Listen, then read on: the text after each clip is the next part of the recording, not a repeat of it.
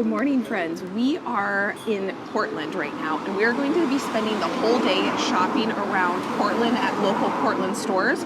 So first thing, we're at brunch, and we're at this tiny little restaurant that only does brunch, and it's called The Little Griddle. We Googled it. I've never been here, never heard anyone talk about it, but the food looks delicious. It looks amazing. Yeah, I'm excited. So come join us as we have fun exploring Northeast Portland today.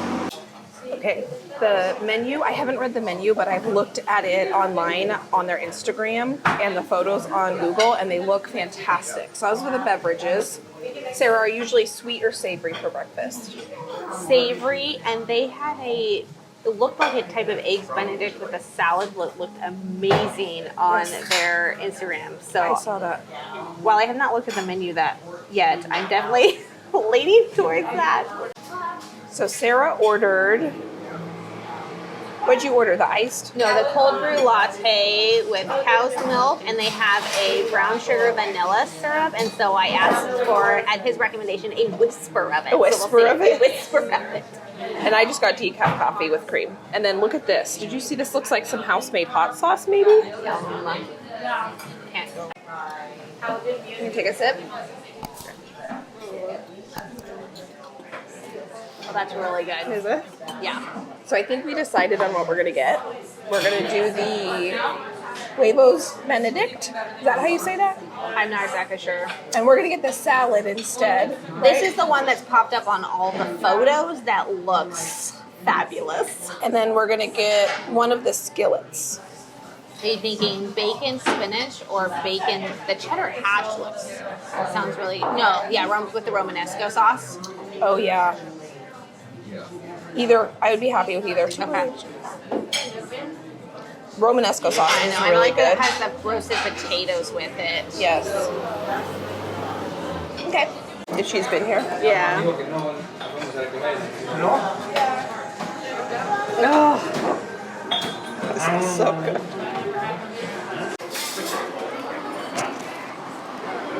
Sarah, what was your review? Fabulous. The coffee was delicious, and we both agreed that our favorite breakfast item was the Benedict. Absolutely. Mm-hmm. I would definitely come back here again, and I would probably recommend coming on a weekday because we waited less than 5 minutes. But it was hopping the whole time. And I can imagine that place has a very long wait on the weekends. One thing, if you don't know, Portland is known for brunch. So we have quite a few places we want to go to today. First, brunch, get fueled. Mm-hmm. Have a coffee. Yes. Second was we're going to Steelport, which is a knife company that just popped up on my Instagram, and they make their knives in Portland, and they're absolutely stunning. If you know me, I love good quality cookware. So we are going, and I think the knife is one of the most important things. I would agree. Hey, did you use Mom's new knife? Yes. It's really nice. It cut Becky's plum tart that she shared with us yesterday very well, and it was so delicious. Oh yeah, they had plum jam there. I have a tree full of more plums, and so I'm probably tomorrow going to be making some plum jam inspired by our breakfast today. After we go to Steelport, we're going to go to, I think, Hawthorne, and just shop around there. Hawthorne, if you have ever watched Portlandia, they do a lot of filming there. It's very like quintessential Portland. And then we're going to go to Portland Leather, which is a bag store that I've never been to, and I've got a couple things in mind that I kind of really need to replace my purse. It's literally broken, and I've been using it for 3 years now, and it's tied together. I think it's time. So I thought I would just take a look in there.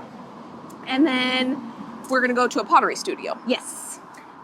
So that's the plan. So we are going to go to the knife store next. We'll see you there. I thought I would just mention real quick, we are in Portland, Oregon, just in case you weren't aware of that. I grew up in Northeast Portland. We're in Northeast Portland right now. And I think everywhere we're going to be shopping today is going to be in East Portland. So we're not going like downtown. We're staying on the east side, which is actually my favorite place. And if you've never been to Portland, one thing we are very well known for is our food. Portland has one of the best. I mean, I'm probably biased. I am biased. I'm not going to say probably. But we have a very, very, very, very good food scene. Restaurants that try to source locally. If you've ever watched that Portlandia episode, you know about that. But just high quality food. Like in that restaurant, you can tell that they are making the Romanesco sauce. They're making their biscuits. They're making all the food, and it just tastes good. Their, salad dressing is homemade, and it was absolutely delicious. I am someone that does not mind eating a salad for breakfast. So I'm gonna get buckled up and we're gonna head to Steelport. I'm gonna forget that I have keys and lose them. My sister and I drove separate, and I think we're gonna leave her car here. We are in a neighborhood. I took a wrong turn, so it was actually a good thing because I got to drive through. Portland has some of, I think, the most beautiful old neighborhoods with trees that line the road, and I just love that. Really pretty architecture. Lots of old homes with lots of beautiful character. Craftsman is my favorite, and there's tons of really beautiful craftsman homes in these old neighborhoods in Portland. Like this one is absolutely beautiful to me. There wasn't any parking where the store is, so we just parked in this neighborhood to make life a little bit easier on ourselves. And it's beautiful outside, so it's a lovely time to walk in the shade of the trees and see all the flowers. Do you know what the high is supposed to be today? 89. Oh, it's gonna be hot today. Factory store plus tours. Ooh. I wonder if we had to call to schedule a tour. Hello. Good, how are you? Come on in. Thank you. Oh. Now we get a whole tour of this factory. I had no idea we were going to have that opportunity. They offer free tours to anyone who walks in. All I knew was that I found this company on Instagram. I thought it was pretty cool that they make knives in my backyard, and I wanted to go see their showroom. So when we walked in, you heard the lady greet us. That was actually Ron's wife, who is one of the co-founders, and Ron is the one who's going to take us on a whole tour and explain the entire knife making process. Now, something super, super cool is that Ron was one of the co-founders of Finex. So if you've seen these hexagon shape cast iron pans that I have in my kitchen, these are called Finex, and they, when I bought mine, were manufactured in Portland, Oregon. Now they're manufactured in Tennessee because he did sell Finex to Lodge. So they're still manufactured in the United States, and their headquarters is actually in this building that we're in right now. So when he sold Finex to Lodge, he wanted to start another company. He's an entrepreneur at heart. He actually has his PhD in engineering. He worked in corporate for a long time before he decided to make high quality cookware manufactured in the United States. So all of the components for these knives are American made. It's American carbon steel that makes the actual knives. A cool thing about his knives is that they forge them all the way from the beginning to the end. So it starts with as that rod, and then they forge it, and the knife part and the handle, the metal thing that goes from the very tippity top of the blade to the handle, it's all one piece, which is really, really cool. And he's just telling us the history of and his passion for high quality US manufactured goods. And these knives are all manufactured in Portland. So it is pretty loud in here because they are working on the knives. They don't forge the knives in this building, they forge them in another building because that is an even louder process and you would not be able to have a conversation. But they are working on the handles. The handles are made out of burl, I think is what you call it. And it's Pacific Northwestly grown wood. So their goal with their knives is to have the highest quality product possible because they guarantee and warranty their knives for life. They also sharpen them for free for life. And so he was telling us, we love our knives, but we don't want to see them again. So we work really hard to try to make it a really good product so that it lasts a lifetime. So here is the handle. This is burl wood. I remember years ago, I used to watch the show where these men would go out and hunt burl because burl is a infection in a tree that causes those knobby knots. Like if you ever look at a tree and you see a really weird knobby growth on a tree, that's called burl. And it's actually an infection in the tree, but it creates this really cool grain pattern. And so they use burl wood for the handles, which I think is beautiful. So if you know anything about me, you know that I love to cook with locally grown products whenever possible. You know, I try to cook with but I try when I can cook with locally grown raised meats. I like to either try to grow my own produce or support local farmers. Obviously, I'm not 100% local, but when I saw this company pop up on my Instagram, I thought, wouldn't it be cool just to go and see a company that's making knives. I love watching how it's made. I love watching all those types of shows where you can learn how things are made, whether that's a food product or a piece of cooking equipment. And I thought that this was the most interesting and fascinating experience. And you can just walk in. I will link them down below, and you can just walk in and they will give you a tour. It is pretty cool. So at this point, we have seen kind of like a display of start to finish. I said they don't forge them in this building because it's extremely loud, but they do put the handles on in this building. And he's talking about how they came up with the handle. This is Ron here talking to us. He's one of the co-founders with a knife smith. So after he sold Finex, he wanted to continue being an entrepreneur, and he thought that there was a gap in the market for US made high quality knives. And so that is where he put his focus to. So he's showing us how the handles are sanded down so you cannot feel the difference between the carbon steel and the wood handle. And we're just in a minute going to see one of the craftsmen actually making these knives. So these knives are designed, manufactured, and supplied by all US products. So every piece that goes into the knife itself is US based and US designed, which I think is pretty awesome. So he's talking about burl is kind of this knotty wood. And so what they do is they actually have to soak it in resin, and so that it's a hard material. Otherwise there would be little holes in it. So they don't want holes in it. So they soak it in resin, they carve it, they attach it to the knife, and then they have to sand it to make it completely smooth and to make it a nice finish from the actual knife itself to where the metal piece meets. You don't want to feel that at all. So that is what this craftsman here is doing. He went into so much detail. I think he said there was like 170 steps that go into making a knife. And so if you want to take a tour of their factory, he will tell you all about it. But what he's talking about now is that he believes he makes the world's best bread knife. So he is talking about the science, because he is an engineer, of how they designed this bread knife so that it cuts beautifully. He said that he thinks there was a gap in the market when it came to extremely sharp, high quality bread knives. And he was talking about how they figured out the geometry of the, I was calling it point to point, but there's a a physics term of that, the wavelength of it. And they created this custom piece of equipment to actually get those grooves in the knife. When Finex was produced in Portland, me and a friend randomly went in there, and we also were able to get a tour of that, which was pretty cool. He sold it to Lodge, and Lodge kept the manufacturing in Portland for 4 years, I believe he said. And then because Lodge does manufacture all of their cast iron, their traditional cast iron in Tennessee, they did move the manufacturing of the Finex pans to Tennessee, but they wanted to keep the headquarters here in Portland. So this is the Steelport headquarters and the Finex headquarters.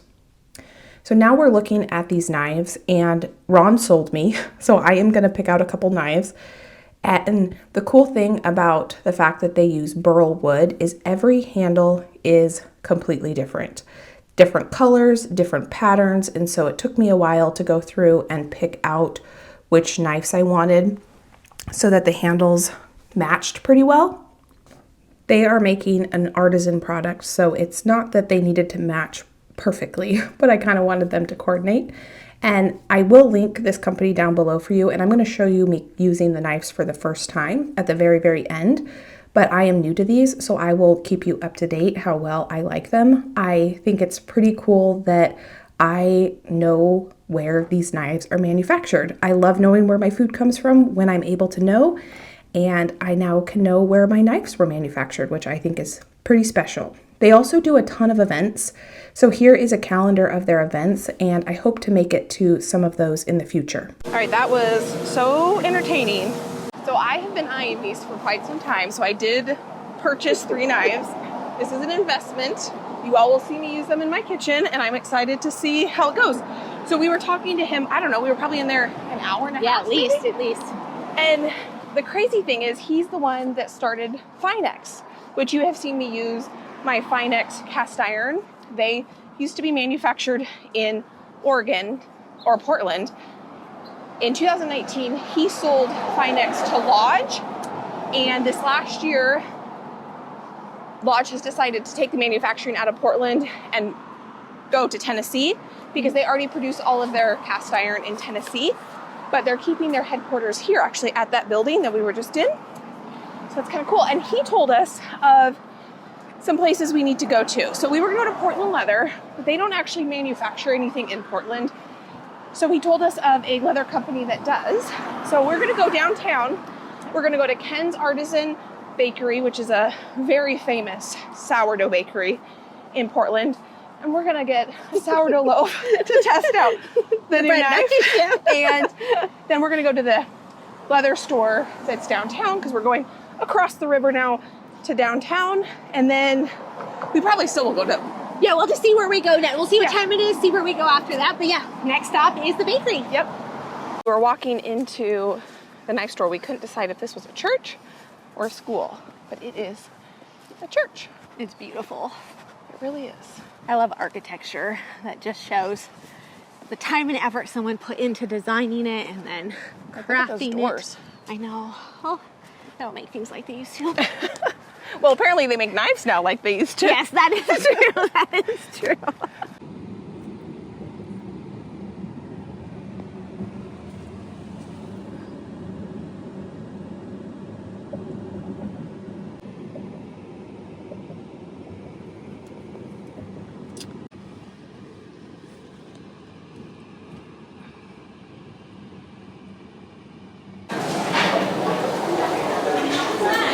Oh, is this the restaurant?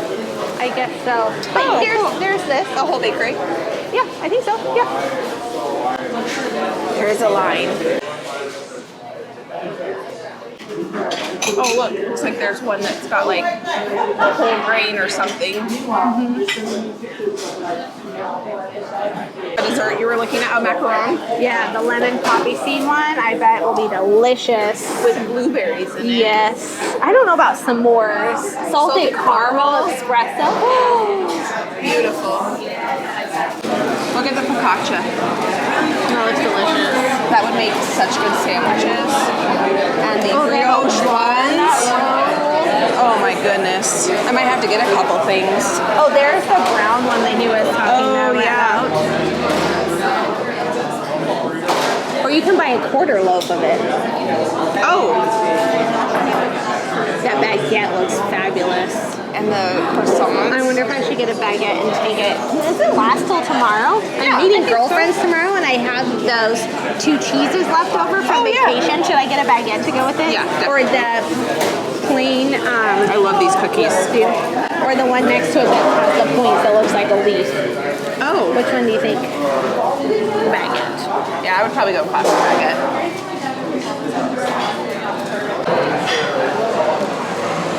We're gonna have to show all that we got in the car.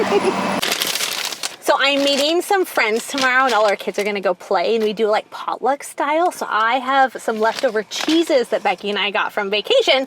So I got a fresh baguette to go with it.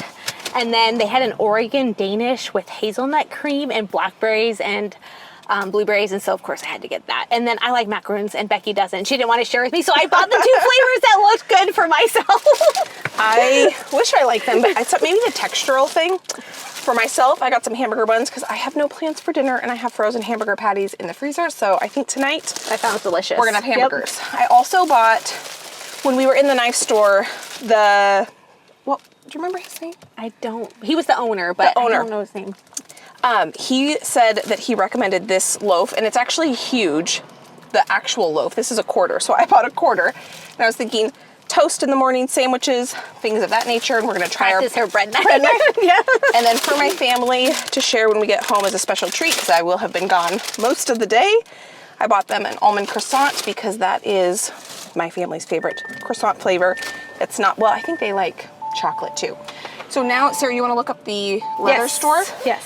So this leather store, the owner of the knife company also recommended it. I don't have my seatbelt on, that's why my car's dinging at me. Let me just turn that off for a second.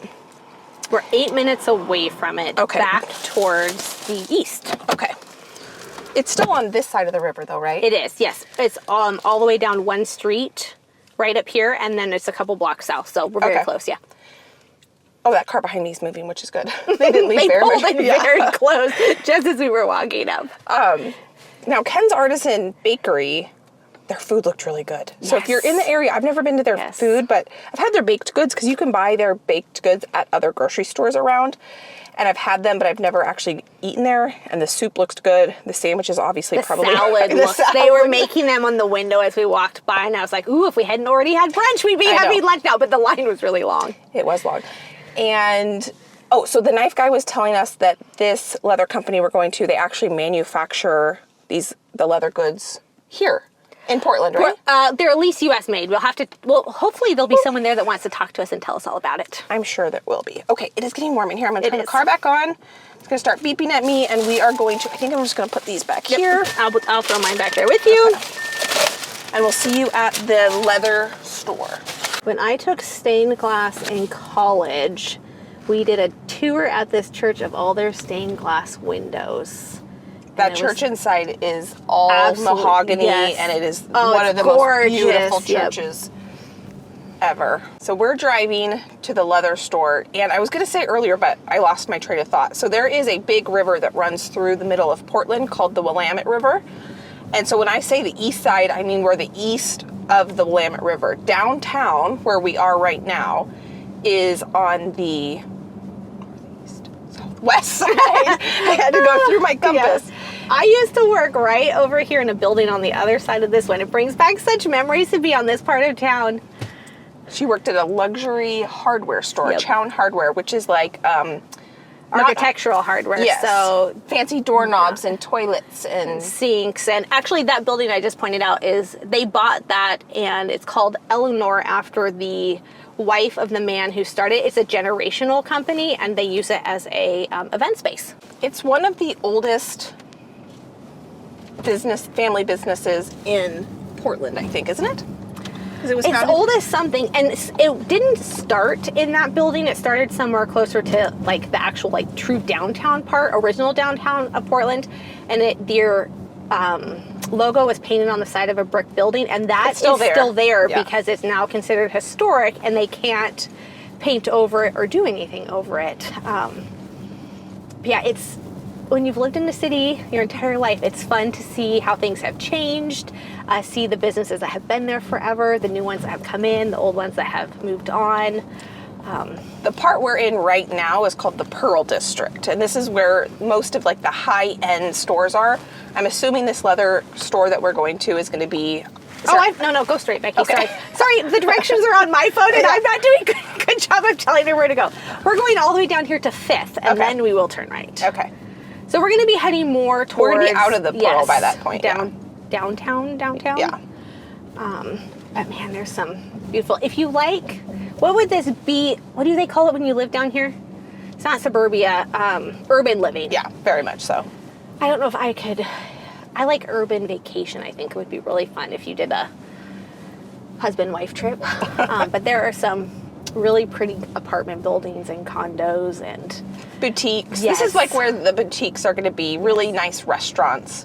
But in Portland, there's good restaurants on both the east side and the west side. it's everywhere. I do generally prefer to go to restaurants on the east side just because it's a lot easier to drive around.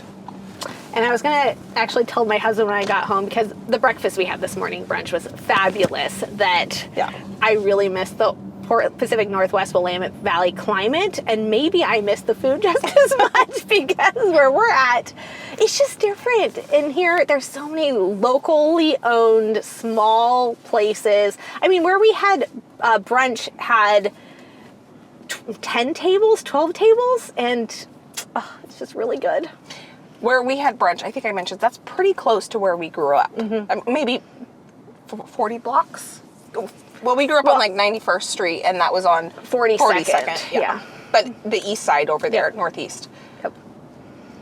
Yeah, it brings back memories driving down that road to get there. So when Sarah says climate, she lives in Oklahoma now. We live in the Pacific Northwest. It's 83 degrees right now, but there's like no humidity. Yes, and where I'm at, it's over 100 with the heat index and a lot of humidity. And here, it cools down in the morning. So sitting on my parents' front porch, back porch, Becky, you're taking a ride at this light. Okay.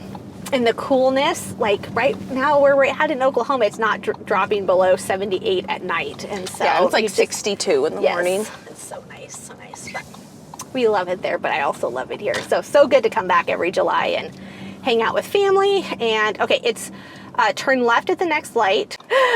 Yep. Okay, I'll get over it. Yep, and then you're going to turn left at this light, and it's going to be on the right-hand side. So we're going to hop off, and we'll check in with you when we get there.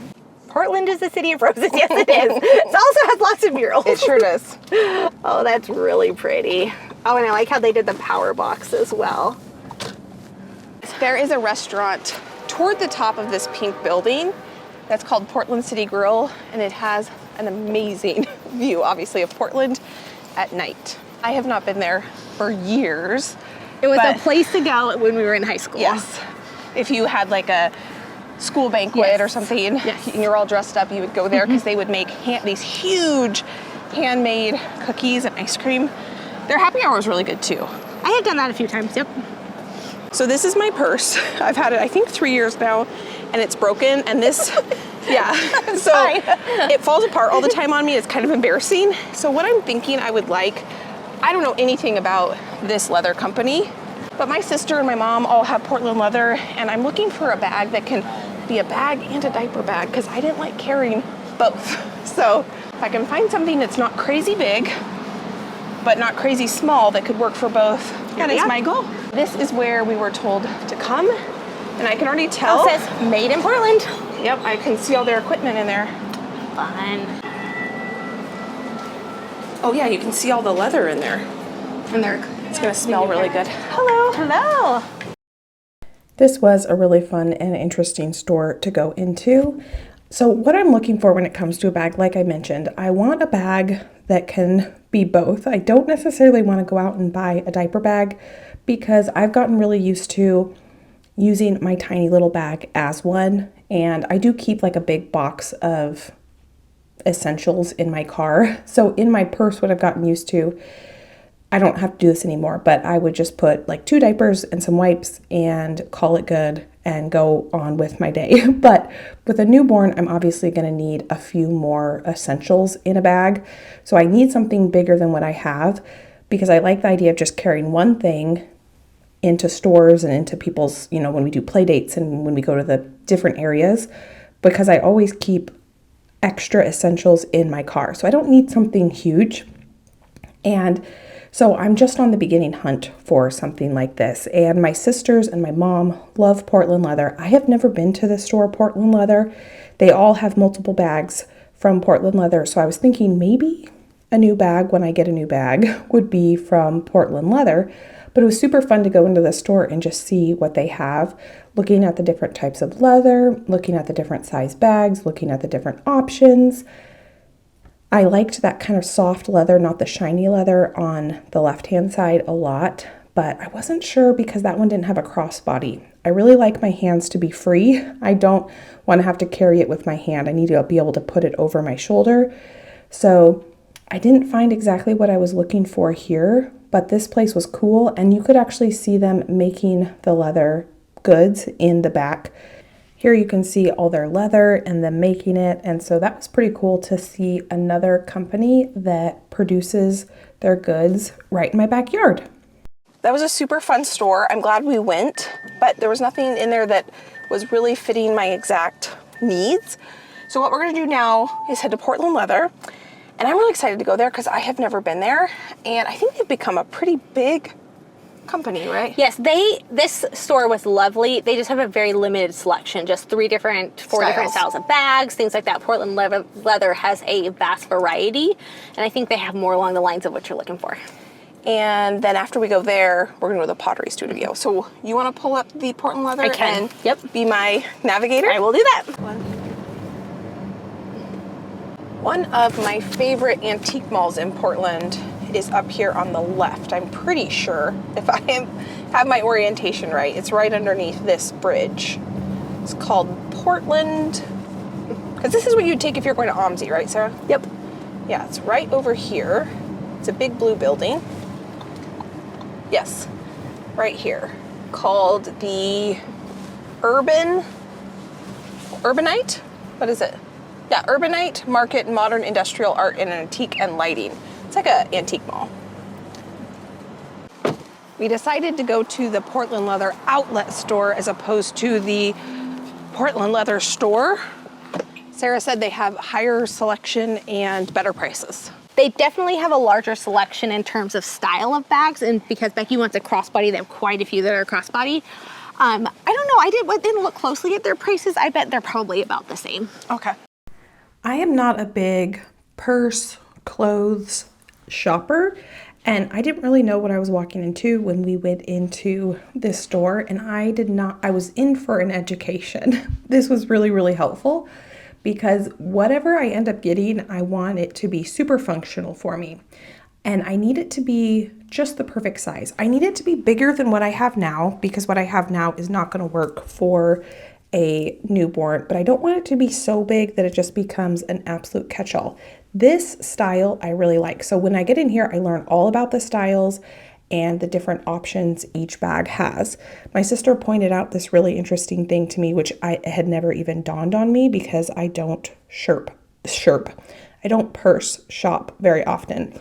I think I've bought myself 2 purses in my life, and one of them I used as a gift. And I usually keep them for 3 to 4 years, and then I replace them. So one thing I realized that my sister pointed out is that I want something with a big base versus mine. It's just a sewn piece and there's no actual base at the bottom. So you're gonna get a lot more surface area in your bag if you have a base. So that's one thing I learned that I know I need. I also, when looking at these bags, realized some have zippers, some have snaps, some are just open all the time. Well, if you know anything about me, I am not the most coordinated person ever. I'm really good at just getting things done, and my purse is tipped over all the time. So I need a purse / diaper bag that's going to have a zipper. Otherwise, I'm going to be constantly picking up the contents of my purse from wherever it is, whether that's fallen in my car, fallen at the park, fallen at a restaurant, and I am more likely to lose my things. So here's a size that looks really, really good to me. And they have so many different colors. I think that's something they're known for, is all of their beautiful different colors. And they're all made with leather. And this store smells amazing as well.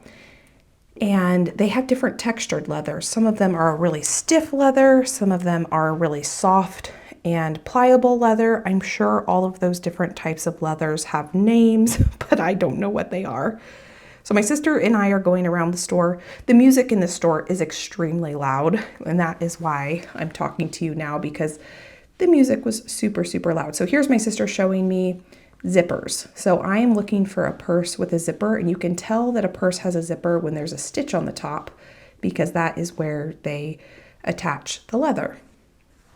They also have this area over here that's sold as is. So these purses have like a blemish on them. My mom was here with my sister the previous week, and she got a purse that had this tiny little mark on it that you would have never seen, and I think she got it for like 75% off.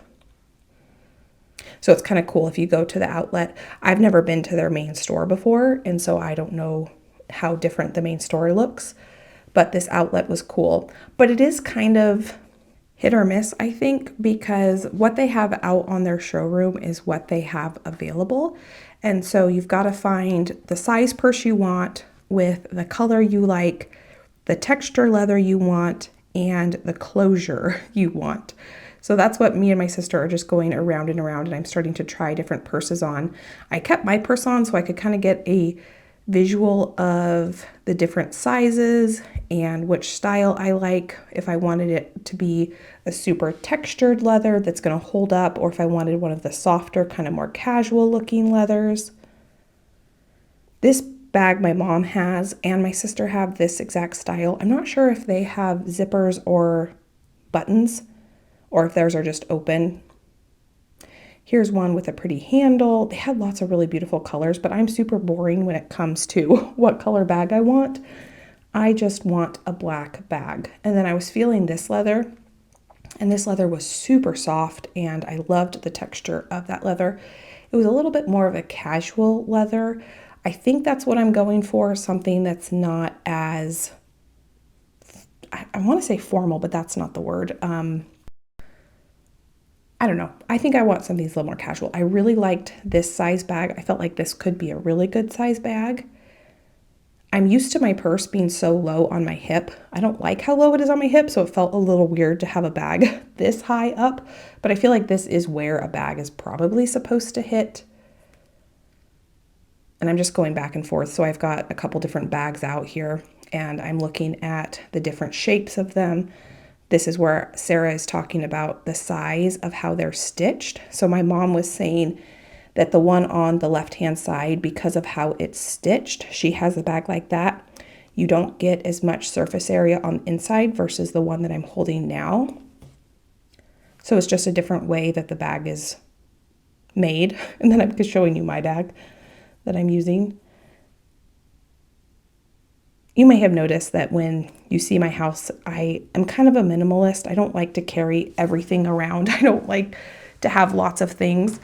And so it's kind of that dance of finding something that's going to be big enough to be functional, because my little bag is not big enough nor functional at this point, but not too big that it ends up becoming a catch-all, because my purse does become a catch-all, and I end up having to clean it out every so often and realizing, why in the world am I carrying around X, Y, or Z that I've not used for months, and I'm just carrying it around for no reason.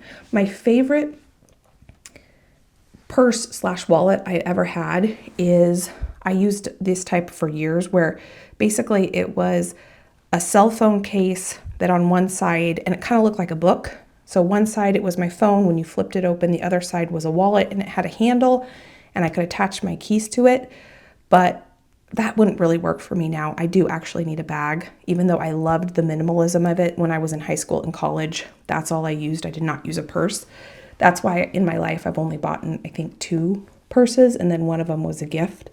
And so I'm new to really searching for finding a purse that I want to use long term.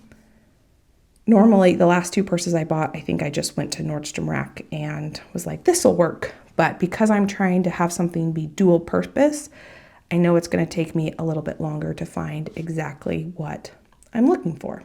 All right, so Sarah was successful. She has been looking for this. My mom and I came here the other day, and my dad watched my kids in the car, and they were watching YouTube videos. I think they started actually with one of yours. And this is what I was looking for. This is actually not a pencil case. I'm blanking on what it is, but it's slightly larger.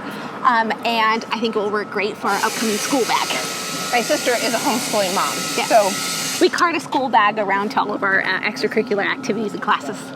we were talking to the lady who was checking my sister out, and they used to make all their bags in that building, and now they own a Manufacturing facility. in Leon, Mexico, and the demand just outgrew what they could make in that store. So for me, I didn't buy anything because I feel like I need to really think about it. And they didn't have the perfect combination No. of what she was looking for, but they will online if she Yes. chooses to later. Yeah, but now because I've been in there and touched all the different bags, I know what size I would like and what options, Yeah. zipper, button, all those types of And the things. type of leather, because there's Yeah. some that are really stiff and some that are really floppy. Yep. All right, so that was, I would say, successful. Yes. So I think we're gonna skip the pottery studio because I forgot to bring so the studio where we're gonna go to is the same studio where I have my salt cellars from. And my original one that I've had for like almost 10 years, I broke the lid. That's why we went last time. Yep. And I replaced it with 2 new ones. But I want her to see if she either has a lid that fits my original one, or if she can make me a lid that fits my original one. And so I think we're gonna go ahead and skip that today. And I'm gonna head home and I'm gonna show you how to use that knife. I'm gonna drop my sister off. She's meeting a friend down here for dinner. I am. And so we're gonna head back to get her car and then back to my house. It's been very successful, very It fun has. Yep. trip. Oh, if you want to see the pottery studio we were going to go to and you missed it. Last time Sarah was here, we went on a Oregon adventure, not Portland necessarily. We went to a winery, and a winery that makes not just wine, but olive oil as well, and that was super fun. They did an olive oil taste test. We went to some coffee shops. We went to some restaurants, and it was a lot of fun. And we ended at the pottery studio. So at the end of this video, I will link that video tour. Oh, did I not unlock it for you? So I'll see you back at the house. Thanks, Sarah, for going shopping with me today. Thanks for having me along. It was a lot of fun. It is the next day, and I am going to test out this bread knife on this sourdough loaf that I bought. You can see I'm just going to town on it, going to town, and then I realized, wait, I am using way more pressure than I need to. The pressure I normally use with my other bread knife, and I sliced through, I mean, not huge slice through, but I was cutting my cutting board because I was just going with my normal pressure with my normal bread knife on this loaf, and I did not need to use that much pressure. So now I've got a nice square loaf, and it's the following day, and I'm gonna make some tomato sandwiches for me and Josh. After I dropped my sister off at her car, I stopped at the farmer's market. We met as a family there, and there was a farmer who has these beautiful ripe heirloom tomatoes. My tomatoes are big and green. They're not ripe, not ready for a tomato sandwich. So when I saw these tomatoes at the farmer's market, I thought we are going to make a delicious tomato sandwich using this sourdough bread that I bought. And I wanted to test my serrated knife on a tomato because a sharp knife, to see how sharp a knife is, a good test is not only some crunchy sourdough bread, but a tomato. And it sliced through these tomatoes like a dream. I sliced up most of the tomato, and then I thought, I want to see how well the chef knife works. I wish I had used it when the tomato was still pretty big, but I'd already sliced most of it off. So I'm just doing a test here, and look how thin I was able to get with this chef's knife. So I bought 3 of their knives. I bought this 6-inch or 8-inch chef's knife. I don't remember which one it was. I bought the paring knife, and I bought the bread knife. And look at this. To get a slice of tomato that thin with a chef's knife is pretty incredible. So I will keep you up to date what I think about these knives. I've been using them for a week now, and they're the only knives I've been grabbing, and I've been loving them. But I'll keep you up to date what I think about them. So here I make one of the best tomato sandwiches I've ever made. I made this Green Goddess spread. You will see how I make this in the following video. I just wanted to demonstrate what my knife's ability was, and so far I am thrilled with it. So friend, I want to thank you for being here as my sister and I explored some of Portland, and we just had a great day, and I appreciate you coming along for the journey. So let me pop some videos here you can go enjoy between now and the next upload. I hope you are having a fantastic day, and I can't wait to see you next time. Bye, friend.